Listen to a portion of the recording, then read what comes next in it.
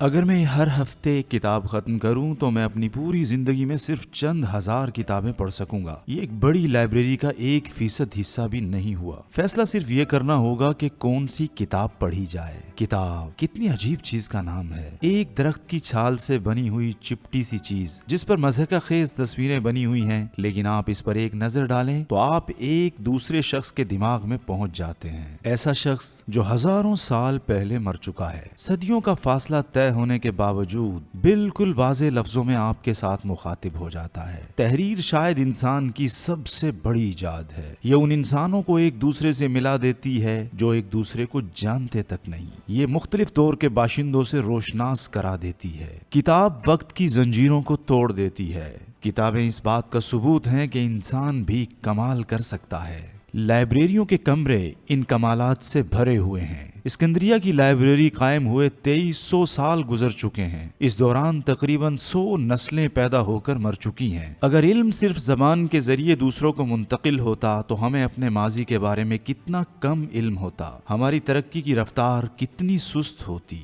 ہر چیز اس پر منحصر ہوتی کہ ہمیں کیا بتایا گیا ہے اور وہ کس حد تک درست ہے۔ قدیم علم لوگوں تک پہنچتے پہنچتے بدلتا رہتا اور آخر کار ضائع ہو جاتا۔ کتابیں ہمیں وقت میں سفر کرنے کے قابل بناتی ہیں۔ لائبریری پورے سیارے اور پوری تاریخ کے عظیم ذہنوں اور عظیم استادوں سے ہمارا رشتہ جوڑ دیتی ہیں اور انسانی نسل کے اجتماعی شعور میں اپنا حصہ بٹانے کا جذبہ پیدا کرتی ہیں۔ ہماری تہذیب کی صحت، ہمارے شعور کی گہرائی اور مستقبل کے بارے میں ہمارے تجسس کا امتحان اس سے ہوتا ہے کہ ہم اپنی لائبریریوں کو کیسے رکھتے ہیں۔ بہت تھوڑے پیسوں میں آپ قوموں کے عروج و زوال کا مزہ لے سکتے ہیں۔ کتابیں علم کا خزانہ ہے۔ ایک چینی کہاوت ہے کہ جب آدمی 10 کتابیں پڑھتا ہے تو وہ 10,000 میل کا سفر طے کر لیتا ہے۔ گورچ فوک کہتے ہیں اچھی کتابیں وہ نہیں جو ہماری بھوک کو ختم کر دیں، بلکہ اچھی کتابیں وہ ہیں جو ہماری بھوک کو بڑھا دیں، زندگی کو جاننے کی بھوک۔ وولٹیئرز نے کہا تھا کہ وحشی زمانوں کو چھوڑ کر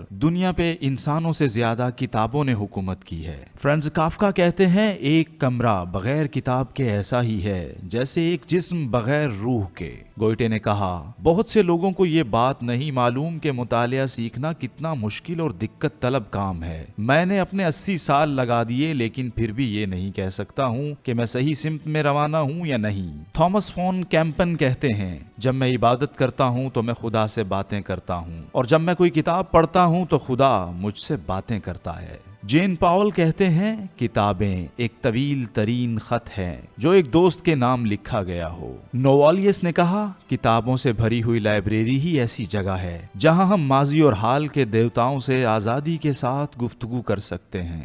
جرمن قول ہے کتابیں پیالے کی مانند ہیں جن سے پانی پینا تمہیں خود سیکھنا ہوگا۔ ایک سروے کے مطابق پاکستان میں فی کس اوسطاً صرف 6 پیسے سالانہ کتاب کے لیے خرچ کیے جاتے ہیں۔ کتابوں سے دوری کی وجہ سے نوجوان نسل اپنے اسلامی، سیاسی، مذہبی کلچر اور ادب سے غیر مانوس ہونے لگی ہے۔ ایک رپورٹ کے مطابق نوجوان نسل کی صرف 19% تعداد ہی کتابیں پڑھنے کا شوق رکھتی ہے۔ 60% سے زائد نسل انٹرنیٹ، فیس بک اور ٹویٹر کی جانب مائل ہے۔ کتب بینی کے لیے ایسے اقدامات کرنا وقت کی اہم ضرورت ہے۔ ہمیں اپنے گھروں میں ایسا ماحول پیدا کرنا چاہیے جس سے گھر کے بچوں سمیت ہر فرد کو مطالعہ کرنے میں دلچسپی ہو اور کتاب سے دوستی ہو۔ ماں باپ کو خود مطالعہ کر کے مثال قائم کرنی چاہیے۔ اپنے حلقہ احباب میں اچھی کتب کا ذکر، مطالعہ، تبصرہ، تجزیہ کر کے شوق کو ابھارنا چاہیے۔ ہمارے اشاعتی اداروں کو بھی اب اس بات کا خیال رکھنا چاہیے کہ وہ معیاری اور سستی کتابوں کو شائع کریں۔ اگر ایسا نہ ہوا تو ہماری نسل مایوس ہو کر